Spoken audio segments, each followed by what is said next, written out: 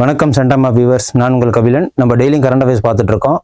இப்போ ஜூன் 7, 8, 9 இந்த 3 டேஸ்க்கு உண்டான கரண்ட் அஃபேர்ஸை இம்பார்ட்டண்டான எக்ஸாம் ஓரியன்டா இப்போ ஆர்ஆர்பி எக்ஸாம்ஸ் போயிட்டு இருக்கு. ஜூன் 5லேருந்து ஜூன் 23 வரைக்கும் கிட்டத்தட்ட 7-8 ஷிஃப்ட் வந்து முடிஞ்சிருச்சு. அதுக்கு உண்டான தெளிவான ஜிகே வீடியோஸ், உங்களுக்கு அனலைசிஸ் வீடியோஸ் நான் இந்த சென்டம் ஆப் யூடியூப் சேனலில் நீங்கள் பார்க்கலாம். ஸோ அதோட ஜிகே என்னென்ன படித்தா நம்ம மார்க் வாங்கலாங்கிறத தெளிவாக அனலைஸ் கொடுத்துட்ருக்கேன். ஒவ்வொரு ஷிஃப்ட்டுக்கு உண்டான கொஸ்டினோட அனலைஸும் நான் அதில் வந்து கொடுக்குறேன். ஓகேங்களா? At the same time current affairs அது எந்த அளவுக்கு இம்பார்ட்டன்ட் சொல்லிட்டு உங்களுக்கு அதில் பார்த்தா தெரியும். ஏன்னா 15 கொஸ்டின் கரண்ட் அஃபேர்ஸ் வந்து ஆர்ஆர்பி ஜிகேல மட்டுமே வந்திருக்கு.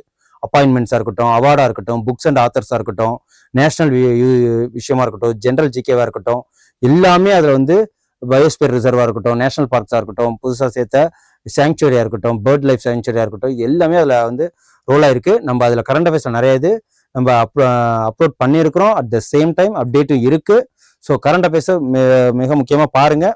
நம்ம சேனலில் நீங்கள் சப்ஸ்கிரைப் பண்ணிக்கங்க. நம்ம டெய்லி கரண்ட் அஃபேர்ஸில் இன்றைக்கி பார்க்க போகிறது 7, 8, 9க்கு உண்டான இம்பார்ட்டன்ட் கரண்ட் அஃபேர்ஸ் பார்ப்போம்.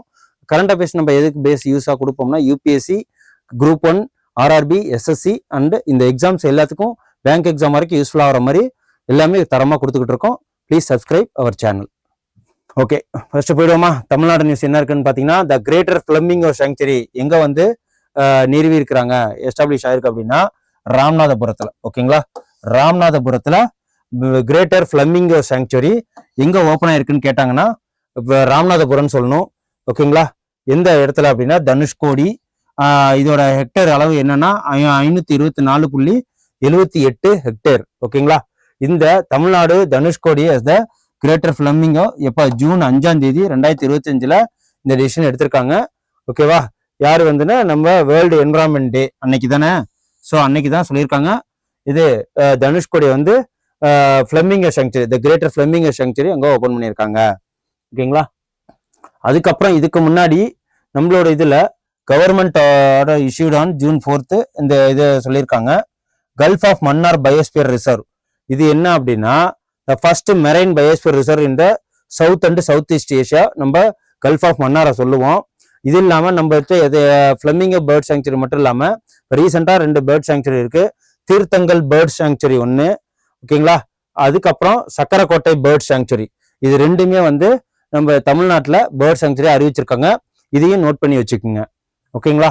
அதுக்கப்புறம் இந்த Chakkarakottai bird sanctuary also known as the Chakkarakottai கண்ணோமை. ஓகேங்களா? கண்மாய், சக்கரக்கோட்டை கண்மாய்ங்கிறதான் இந்த bird sanctuary. Okay, Chakkarakottai Kanmai is the bird sanctuary located in Indian state of Tamil Nadu. அதுக்கப்புறம் இந்த வெட்லேண்ட் இருக்கு இல்லைங்களா, வெட்லேண்ட் ஹேபிட்டேட்டா அது அதாவது இருக்கு. அதுக்கப்புறம் இது ராம்சார் சைட்ஸ்ல நம்ம தமிழ்நாடு எத்தனை இருக்குன்னா 20. மொத்தம் நம்ம இதுல 91 இருக்கு. ஆஸ் பர் த 2025 ஜூன் 5 வரைக்கும் நம்மளோட இந்தியாவில் எத்தனை ராம்சார் சைட்ஸ் இருக்கு அப்படின்னு பார்த்தீங்கன்னா 91 ராம்சார் சைட்ஸ் இருக்கு. அதுல அதிகமான ராம்சார் சைட்ஸ் எங்க இருக்கு, வெட்லேண்ட் ஏரியா, சதுப்பு நிலம் எங்க இருக்கு பாதுகாக்கப்பட வேண்டியது அப்படின்னு பாதுகாக்கப்பட்டது அப்படின்னா 20 ராம்சார் சைட்ஸ் நம்ம தமிழ்நாட்டில் தான் இருக்கு. இது ஒரு முக்கியமான ஃபேக்ட்ஸ், நோட் பண்ணி வச்சுக்கோங்க. அப்புறம் மதுரை இடாம்பட்டி, அதாவது என்னன்னா ஓல்டு சிவா டெம்பிள் கண்டுபிடிச்சிருக்காங்க. ஓகேங்களா? இந்த ஓல்டு சிவா டெம்பிள் எங்கன்னா 800 இயர்ஸ்க்கு முன்னாடி இடாம்பட்டியில, மதுரை இடாம்பட்டியில லேட்டர் பாண்டியா பீரியட் அந்நேரத்துல நியர் மேலூர். ஓகேங்களா? பாண்டியா பீரியட்ல மேலூர்ல இதை கண்டுபிடிச்சிருக்காங்க. என்னன்னா பிற்கால பாண்டியர் காலத்தை சேர்ந்த 800 ஆண்டுகளுக்கும் பழமையான சிவன் கோயில் மதுரை உதாம்பட்டியில கண்டெடுக்கப்பட்டிருக்கு. ஓகேங்களா? இதை யார் வந்து கட்டியிருப்பாங்கன்னா மாரவர்மன் சந்திரபாண்டியன் காலம், ஆத்தூர் தென்னன் ஈஸ்வரம் அப்படின்னு சொல்லிட்டு இதோட பேரு. ஓகேங்களா? Tamil Nadu government replace the food minister. Food minister இருக்காரு இல்லைங்களா, வித் த ஃபுட் செக்ரட்டரி, அவர் chief of the civil supply கார்பரேஷனா யாரை வந்து நியமனம் பண்ணியிருக்காங்க அப்படின்னா இந்த சேர்மனா அவரு வந்து சக்கரபாணி. ஓகேங்களா? சக்கரபாணிங்கிறவரை, சக்கரபாணி மினிஸ்டரை அவர் வந்து என்னது ஃபுட் மினிஸ்டரா இருக்கிறாரு, தமிழ்நாடு ஃபுட் மினிஸ்டர். அவர் வந்து ஃபுட் செக்யூரிட்டிக்கு சேர்மனா நியமனம் பண்ணியிருக்காங்க. இதுல மெம்பர் எத்தனை பேர் இருப்பாங்கன்னா 22 பேர். யாரெல்லாம் அதாவது ஃபுட் செக்யூரிட்டி அந்த இதுல இருக்காங்களோ, சிவில் சப்ளைஸ்ல இருக்காங்களோ மினிஸ்டரா, அவங்கள தான் வந்து இதோட சேர்மனா போடுவாங்க டிஃபால்ட்டா. அதுதான் இது. இது எப்போ வந்து 1986 அதுக்கப்புறம் 2019ல தமிழ்நாட்டில் ஆரம்பிக்கிறாங்க. ஓகேங்களா. நேஷனல் ஃபுட் டிசம்பர் 24 WCP டே மார்ச். ஓகேங்களா. கன்சியூமர் ப்ரொடெக்ஷன் டே, நேஷனல் கன்சியூமர் ப்ரொடெக்ஷன் டே வந்து டிசம்பர் 24. வேர்ல்டு கன்சியூமர் ப்ரொடெக்ஷன் டே வந்து மார்ச் 15. இந்த கன்சியூமர் ப்ரொடெக்ஷன் ஆக்ட் 1986ல ஆரம்பிக்கப்பட்டது. அதுக்கப்புறம் நம்ம தமிழ்நாட்டில் 2019ல ஆரம்பிச்சிருக்காங்க. இதுதான் அது. அதுக்கப்புறம் நேஷனல் நியூஸ் வந்துருவோம். ரிவர் சென்னாப், அதாவது யாரு மோடி அவர்கள் ஓபன் பண்ணி வச்சாங்களா, ஈஃபில் டவரை விட பெருசா இருக்கிற அந்த ஜம்மு காஷ்மீரையும் ஜம்மு அண்ட் ஸ்ரீநகரை ரெண்டுத்தையும் இணைக்கிற ஒரு பாலம் தான் இந்த சென்னாப் பிரிட்ஜு. இந்த ஆர்ச் மட்டுமே வந்து இது பிரான்ஸ்ல இருக்கிற ஈஃபில் டவரை விட பெருசு. ஓகேங்களா. அதோட ஹைட் என்ன அப்படின்னு சொல்லிட்டு பார்ப்போம். வேர்ல்டுலயே ஹையஸ்ட் பிரிட்ஜ் இதுதான். ஓகேங்களா. இந்த சென்னாப் பிரிட்ஜ். இதோட ஹைட் லென்த் எல்லாம் தெரிஞ்சுக்கிறது ரொம்ப ரொம்ப முக்கியம். ஹைட் எத்தனைனா 359 மீட்டர். ஓகேங்களா. 359 மீட்டர். லென்த் வந்து அந்த பிரிட்ஜோட லென்த் வந்து 13-15 மீட்டரு. அதோட காஸ்ட் எவ்வளவுனா 14 கோடியே 860 கோடி ரூபாய்க்கு 14 கோடியே 860 கோடி ரூபாய்க்கு இதை கட்டியிருக்கிறாங்க. ஓகேங்களா. இது ஜம்மு அண்ட் ஸ்ரீநகரை கனெக்ட் பண்ணுது. எந்த இடத்துல இருக்குன்னா ஜம்மு அண்ட் காஷ்மீர்ல இருக்கு. ஸோ இதோட லென்த் அண்ட் பிரெத்தை யூஸ் பண்ணிக்கங்க, ரொம்ப தெரிஞ்சுக்கங்க. ஹைட்டு 359 மீட்டரு, லென்த் வந்து 13-15 மீட்டரு, காஸ்ட் வந்து 14,860 கோடி. ஓகேங்களா. அப்புறம் இன்டர்நேஷனல் நியூஸ் வந்துருவோம். இந்தியா வந்து 2025-28ல எதோட மெம்பர்ஷிப்பா ஆயிருக்கு அப்படின்னு பாத்தீங்கன்னா இந்த வின்ஸ்ன்னு சொல்லுவாங்க. இதோட பிரசிடென்சில இந்த இன்டர்நேஷனல் இன்ஸ்டிடியூட் ஆஃப் அட்மினிஸ்ட்ரேட்டிவ் சயின்ஸ்ன்னு சொல்லுவாங்க. இதுல வந்து என்ன பண்ணிருக்காங்கன்னா இந்த இந்தியா மெம்பர், அதாவது சேர்மன் ஹோல்டர் மாதிரி, அதாவது உயர்ந்த இடத்துல இருக்கு. இது வந்து எப்ப ஆரம்பிக்கப்படுதுன்னா 1930ல ஹெட் குவார்டர்ஸ் வந்து புருசல்ஸ். அது யார் வந்து அந்த போட்டியில வந்து ஜெயிச்சாங்க அப்படின்னா ஸ்ரீனிவாசன். ஓகேங்களா. இவர் தான் அம்பாசிடர் ஆஃப் இந்தியா. அதுக்கப்புறம் கண்ட்ரிஸ் ஆர் எலெக்டட் த நான் பர்மனன்ட் மெம்பர் ஆஃப் யுஎன்எஸ்ஏ இருக்கு இல்லையா, யூஎன் செக்யூரிட்டி கவுன்சில். அதுல நான் மெம்பரா யார் யார் இப்ப புதுசா ஆட் ஆயிருக்காங்கன்னா Liberia, Bahrain, Colombia and Congo. இந்த 4 நாடும் வந்து என்ன பண்ணியிருக்காங்க, புதுசா நான் பர்மனன்ட் மெம்பரா யூஎன் செக்யூரிட்டி கவுன்சில்ல ஜாயின் பண்ணியிருக்காங்க. இதுவும் இம்பார்ட்டன்டான கரண்ட் அஃபேர்ஸ் தான். அதுக்கப்புறம் அப்பாயின்மெண்ட்ஸ். மகேந்திர தேவ் இவர் யார் அப்படின்னு பாத்தீங்கன்னா Mahendra Dev appointed as the chairman of PM's economic advisory கவுன்சிலா இவரை வந்து அப்பாயின்மெண்ட் பண்ணியிருக்காங்க. ஓகேங்களா. எக்கனாமிக் அட்வைசரி கவுன்சிலா. அதுக்கப்புறம் 2017 ஃபர்ஸ்ட் விவேக் தேப்ராய் பொருளாதார ஆலோசகர் இதுக்கு முன்னாடி இருந்தாரு. 2017ல அவர் இறந்துட்டாரு. அதுக்கப்புறம் இவரை அப்பாயின்மெண்ட் பண்ணியிருக்காங்க. ஓகேங்களா. இது வந்து டி ஃபேக்டோ, அதாவது வந்து என்னன்னா ஆலோசனை மட்டும் தான் சொல்லலாம், இவரு முடிவெடுக்கிற இடத்துல இல்ல. ஓகேங்களா. அப்புறம் யாஷாவி சொலான்கி அப்படிங்கிறவரு என்ன பண்ணிருக்கிறாரு, யாஷாவி சொலான்கிங்கிறவரு the first woman navy officer. அவங்க வந்து என்ன பண்ணிருக்காங்க, appointed as the president aide de camp. பிரசிடென்டோட எய்டட் டி கேம்ப்ல இவங்கள அப்பாயின்மெண்ட் பண்ணியிருக்கிறாங்க. ஃபர்ஸ்ட் உமன் இவங்க தான், யாஷாவி சொலான்கி அப்படிங்கிறவங்க. அதுக்கப்புறம் அஞ்சு ரதி ராணா அவங்க என்ன பண்ணியிருக்காங்க அப்படின்னா யூனியன் லா செக்ரட்டரி அவங்கள அப்பாயின்மெண்ட் பண்ணியிருக்காங்க. First woman to hold the post. இந்த போஸ்ட்டுக்கு ஃபர்ஸ்ட் உமன் நியமனம் பண்ணியிருக்கிறது இவங்கள தான்.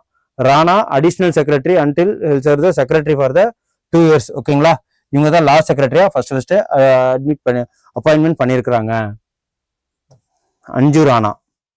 அதுக்கப்புறம் இவங்க Akshata Krishnamurthy, first Indian citizen to operate the என்னது Mars Perseverance rover and currently work for the NASA. ஓகேங்களா. இவங்க நாசா அண்ட் இஸ்ரோ இந்த சிந்தட்டிக் அப்பரேச்சர் ரேடார் இருக்கு இல்லைங்களா, அந்த இதுல போறத மாஸ்க்கு போற இதுல இவங்க ஆப்ரேட் பண்றதுக்கு ஃபர்ஸ்ட் உமன் வந்து அப்பாயின்மெண்ட் பண்ணியிருக்காங்க. அக்ஷதா கிருஷ்ணமூர்த்தி அவங்க பேரு.